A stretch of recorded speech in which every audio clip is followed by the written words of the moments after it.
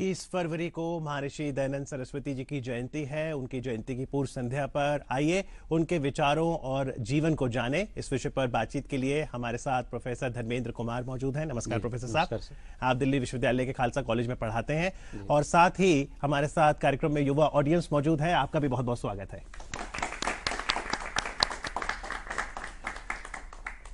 तो सबसे पहले प्रोफेसर साहब आपसे जानना चाहूंगा कि मेरे हाथ में ये पुस्तक है सत्यार्थ प्रकाश, जी, जिस ग्रंथ को महर्षि जी ने लिखा था जी। तो क्या विचार साझा करती है ये किताब? ये स्वामी दयानंद जी का मूल ग्रंथ है। ये light of truth Satyarth Prakash Swami Dayanand ने कई सारे पुस्तकों का अध्ययन करके लगभग 3000 पुस्तकों का अध्ययन करके उसमें सभी मत मतांतरों की इसमें समीक्षा की और मनुष्य जीवन को कैसे रहना है, हमारी शिक्षा कैसी हो, हमारे देश का राजा कैसे हो। पहले 10 समोल्लासों में स्वामी जी ने बड़े विशद व्याख्यान इसका किया है। ईश्वर को लेके जो भ्रम सारे संसार में बना हुआ है, एकेश्वरवाद की स्वामी जी ने स्थापना की। जैसे ऋग्वेद में कहा एकम सद्विप्रा बहुधा वदंती, ईश्वर एक है, उसको हम अनेक नामों से पुकारते हैं। इसलिए स्वामी जी ने सत्यार्थ प्रकाश के प्रथम समोल्लास में ये बातें कही है। और अगर चैप्टर 2 की बात करें जो खासतौर पे शिक्षा पे फोकस करता है और विद्यार्थी हमारे साथ हैं, जी, तो आज शिक्षा की प्रणाली की बात करें या शिक्षा से अपने व्यक्तित्व निर्माण की बात करें, उस पर क्या कहा स्वामी जी? हाँ, स्वामी जी ने इसमें शिक्षा के बारे में बहुत अच्छी बात कही कि शिक्षा कैसी होनी चाहिए और शिक्षा मनुष्य को जीवन बनाने वाली है। उसमें मूल स्रोत कौन है? तो सबसे पहले स्वामी जी कहते हैं मातृमान पितृमान आचार्यवान पुरुषो वेद। जिनके माता पिता आचार्य धार्मिक हो वो सबसे बड़े सौभाग्यशाली बच्चे होते हैं। और स्वामी दयानंद की सबसे बड़ी विशेषता, उस समय स्वामी जी ने ये बातें कही, शिक्षा की अवसर की समानता सबको मिलनी चाहिए। स्वामी जी यहाँ दूसरे समोल्लास में एक बात और कहते हैं कि शिक्षा राजा से लेकर रंग, चाहे वो अमीर हो गरीब हो, सबको शिक्षा का समान अवसर मिलना चाहिए। भारत सरकार ने अब नियम बनाया कि भाई राइट टू एजुकेशन, 14 वर्ष के बच्चों के निःशुल्क शिक्षा होनी चाहिए। स्वामी दयानंद ने उस समय घोषणा की थी कि हमारे बच्चों को भारत की उन्नति तभी हो सकेगी जब प्रत्येक व्यक्ति को, प्रत्येक बच्चे को शिक्षा मिल सके। जी, और हमारे साथ बहुत से ऐसे विद्यार्थी हैं और उनके टीचर्स भी हैं, तो हम लोग काफी लकी हैं कि हमें अवसर मिल रहा है। लेकिन आप बताइए, आप स्कूल जाती हैं, आपके पढ़ने में रुचि है? जी बिल्कुल। तो शिक्षा ग्रहण करने से आपको जीवन जीना आसान हो जाता है? आपकी दिनचर्या कैसी है? और खासतौर पे जो वैल्यूज का जिक्र महर्षि दयानंद सरस्वती ने किया था, उसे आप अपने जीवन में आत्मसात करती हैं? जी बिल्कुल। सत्यार्थ प्रकाश स्वामी दयानंद ने बहुत अच्छी किताब लिखी है। हालांकि मैंने इसे पढ़ा नहीं है, बट जितना मैंने इसके बारे में जानने की कोशिश करी है, ये हमें बहुत प्रेरणा देती है। जी, आप बताइए कि आज का जो विद्यार्थी है वो फिजिक्स, केमिस्ट्री, गणित, अंग्रेजी में बिजी है, लेकिन क्या समय मिलेगा कि इस तरह की किताब जो हमें वैल्यू सिखाती हैं उसके लिए भी विद्यार्थी समय निकालना तो बिल्कुल चाहिए, क्योंकि आज के समय में सभी विद्यार्थियों के लिए आवश्यक है। हमारे विद्यालय में भी इन्होंने हमारी वेद पाठ की पुस्तक में एक इसके ऊपर चैप्टर बनाया गया है और हर समोल्लास के बारे में कुछ हमको बताया गया है।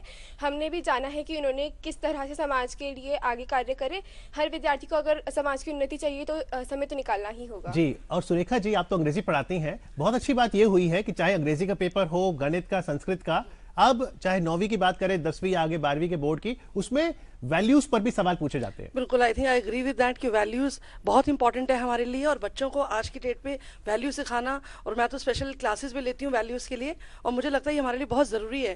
Because this is one thing जो हम आजकल मिस आउट कर रहे हैं अपनी लाइफ में, और स्पेशली अगर हम उनके लिए क्लासेस ले रहे हैं तो I think it's really going to benefit them. तो कौन सी वैल्यूज होनी चाहिए आपके हिसाब से? बच्चों के अंदर सबसे पहले तो I think respect towards their elders, क्योंकि मुझे लगता है कि अगर रिस्पेक्ट है तो वो सब कुछ अर्न कर लेंगे अपनी लाइफ में। ये तालियां संकेत है कि हमें ये वैल्यू पता है। तो आप बताइए, रिस्पेक्ट करती हैं आप टीचर्स की, कहना मानती हैं? Yes sir. कभी हुआ है आपने ना माना हो कहना? नहीं सर, हमारी टीचर्स इतना अच्छे से पढ़ाती है तो कोई सवाल ही नहीं उठता। अनुपमा जी, टीचर्स को कोई शिकायत विद्यार्थियों से? बिल्कुल नहीं। जो आप वैल्यूज की बात कह रहे हैं, वैल्यूज आजकल हम लोग स्कूल में थिएटर के थ्रू भी सिखाते हैं, क्लासेस भी लेते हैं।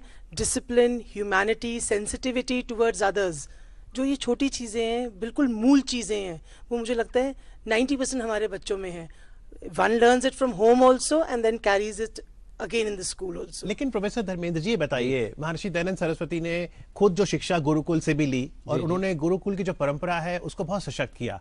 उस परंपरा और आज जब आप देखते हैं किसी भी स्कूल की जो परंपरा है, उसमें कोई विरोधाभास पाते हैं आप? नहीं, विरोधाभास कुछ नहीं है। स्वामी दयानंद इतने शिक्षा शास्त्री वैज्ञानिक दृष्टिकोण के थे वो चाहते थे कि भाई हमारी प्राचीन कल्चर, हमारी प्राचीन संस्कृति भी सुरक्षित रहे।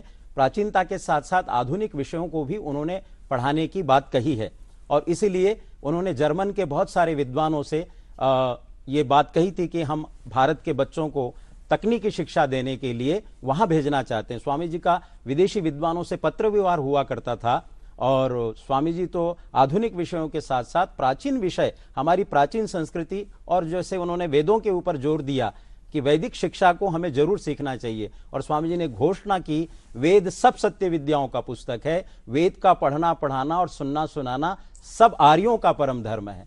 तो इसलिए उन्होंने एजुकेशन में सबकी बात कही। जी, ये तो बहुत बढ़िया।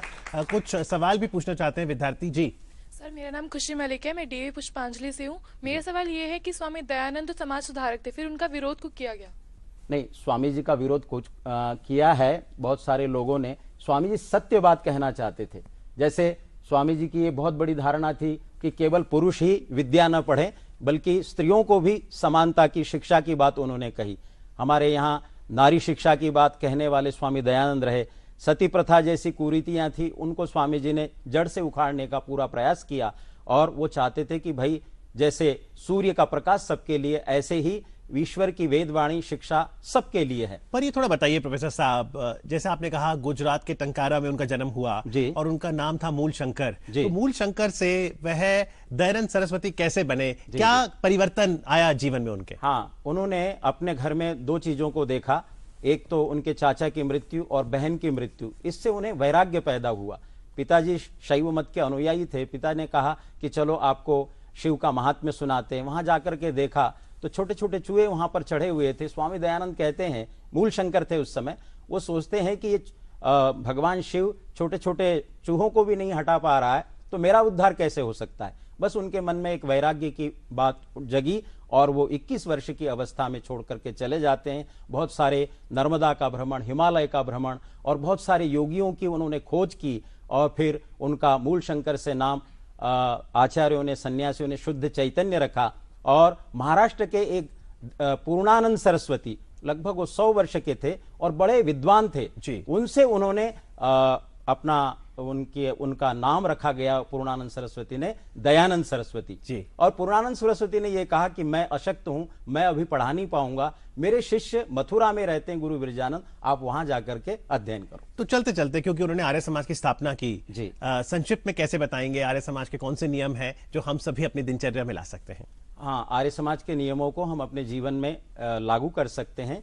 जैसे आर्य समाज के जो 10 नियम उन्होंने लागू किए हैं कि भाई ईश्वर कैसा है, हमें अपने साथ कैसा व्यवहार करना है, समाज के प्रति हमें कैसा व्यवहार करना है। और स्वामी जी का जो ध्येय था वो ये कहते हैं संसार का उपकार करना इस समाज का मुख्य उद्देश्य है। यानी सिर्फ अपने तक सीमित ना रहे, उन्नति सभी की हो। हाँ, सभी की उन्नति हो, शारीरिक, आत्मिक और सामाजिक उन्नति। पहले हम अपनी भी उन्नति करें, शारीरिक भी करें, आत्मिक माने हम एजुकेशन भी अच्छी प्राप्त करें और जिस समाज में, जिस राष्ट्र में हम रहते हैं उसकी भी हम भलाई सोचें। ये स्वामी जी की उदात्त दृष्टिकोण था, केवल भारत के निवासियों के लिए नहीं अपितु विश्व के लोगों के कल्याण की बात स्वामी जी कहा करते जी। और उम्मीद करते हैं कि उनकी जयंती की पूर्व संध्या पर जो चर्चा हमने की है और जो विचार उनके थे उनका लाभ हम उठाएंगे, क्योंकि वो विचार आज भी उतने ही प्रासंगिक हैं।